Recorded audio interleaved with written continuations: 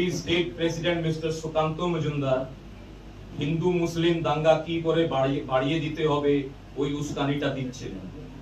যখন ওই উস্কানিটা দিচ্ছিলেন, যখন ওইখানে কিছু নিয়ে উনি অ্যাজিটেশন করছিলেন, উনি পুলিশ ওনাকে বাধা দিতে চলেছে, তখন উনি একটা ভ্যানে, যেটা আমরা এখানে ক্লিপে চালাচ্ছি, পুলিশ ভ্যান থেকে একটা স্লিপার চপ্পল, যাকে আমরা হাওয়াই চটি বলি, ওটা ছুঁড়ে একটা শিখ সম্প্রদায়ের মানুষের পাগড়িতে ফেলে দিয়েছেন, মেরেছেন।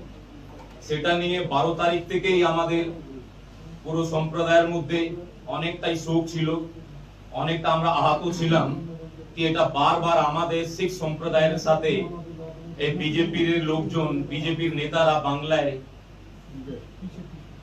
বিজেপি নেতারা, এই বিজেপির টপ লিডারশিপ বাংলার এরকম ঘটনা ঘটাচ্ছে।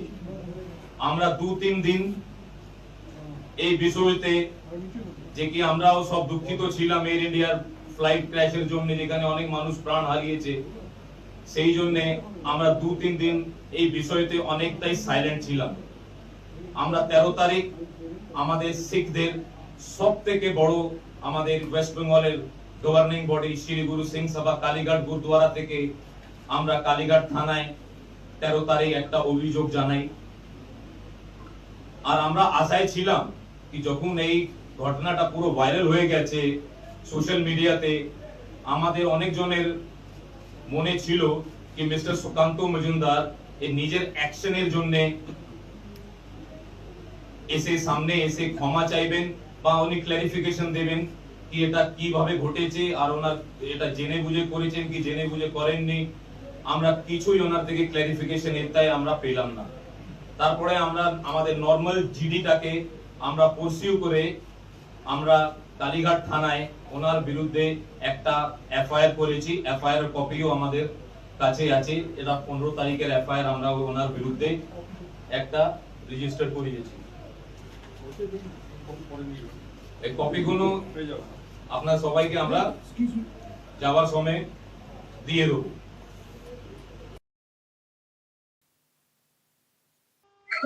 দেখলেন যে শিখ কমিউনিটি যে ইনভলভ হয়ে গেছে এই যে জায়গাটায়, এই জায়গাটায় টিএমসি মানে এখানেও পলিটিক্স করছে, এখানেও লোক জোগাড় করে নিয়েছে যে কি করে হিন্দুদের অপমান করা যায়, মানে হিন্দুদের চোখে দেখাতে চাচ্ছে যে বিজেপিরা হিন্দুদের অপমান করেছে, এরকম একটা দিক দেখাতে চাচ্ছে।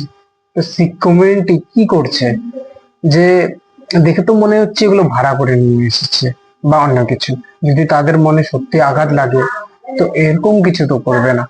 তো তারা প্রেস কনফারেন্স করলো, সেটা নিয়ে টিএমসি পার্টি উত্তেজনা চালু করে দিল, সেটা প্রচার করতে চালু করে দিল। তো প্রচার করে মানুষকে দেখানো চালু করে দিল। এবং শিখ কমিউনিটি কি করছে যে কালীঘাটে ওখানে একটা এফআইআর লঞ্চ করে বিজেপি সুকান্ত মজুমদারের ওপরে।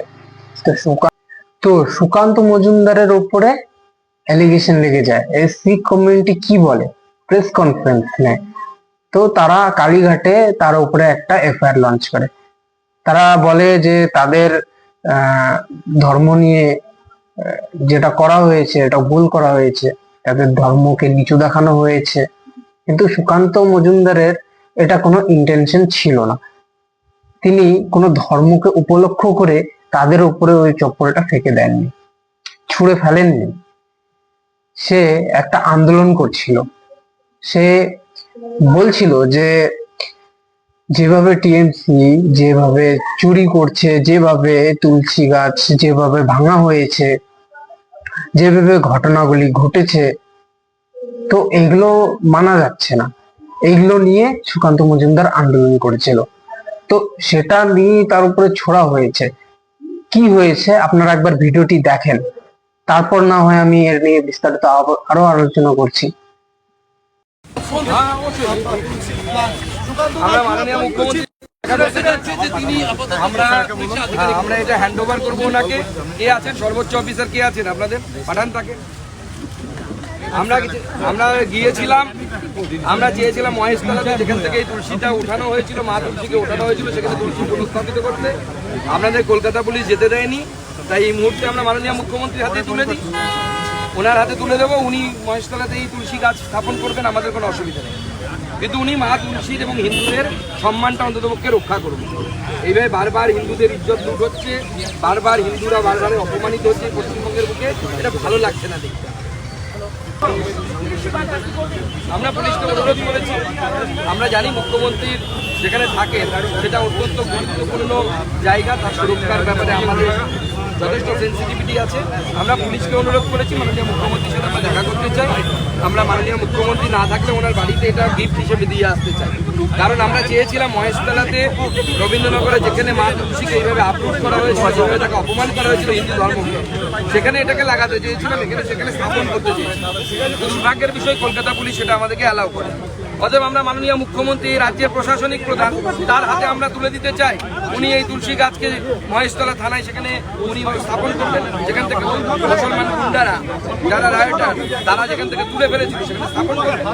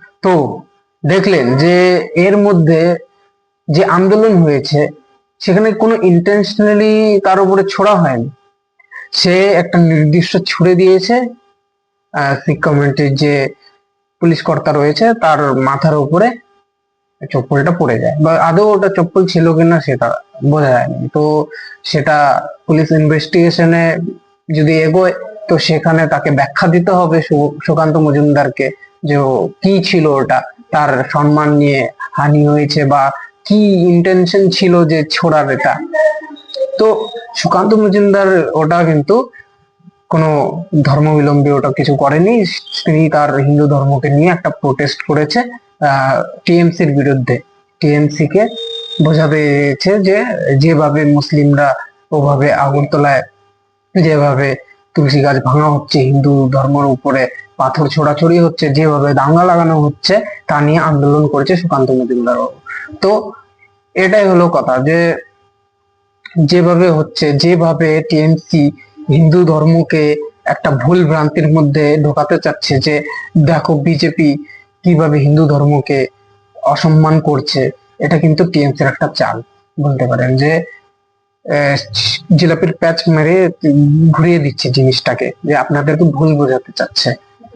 তো আপনারা দেখলেন যে এটা কোনো ইন্টেনশনাল ছিল না যে শিখ কমিউনিটির উপরে ওইভাবে চপ্পল ছোড়া, তার মাথার মধ্যে পড়ে গিয়েছে, ছুড়ে দিয়েছে, ওটা তো এরকম না যে ওর মাথার মধ্যে গিয়ে পড়বে, এটা ছুড়ে দিয়েছে, ওর মাথা সরায়নি, ওর মাথার মধ্যে পড়ে গিয়েছে। তো তার পাগড়িটা যে ছিল এটা নিয়ে কিন্তু টিএমসি একটা পলিটিক্স খেলতে যাচ্ছে, তিনি মানুষকে বোঝাতে যাচ্ছে যে বিজেপি হিন্দু ধর্ম বোঝে না।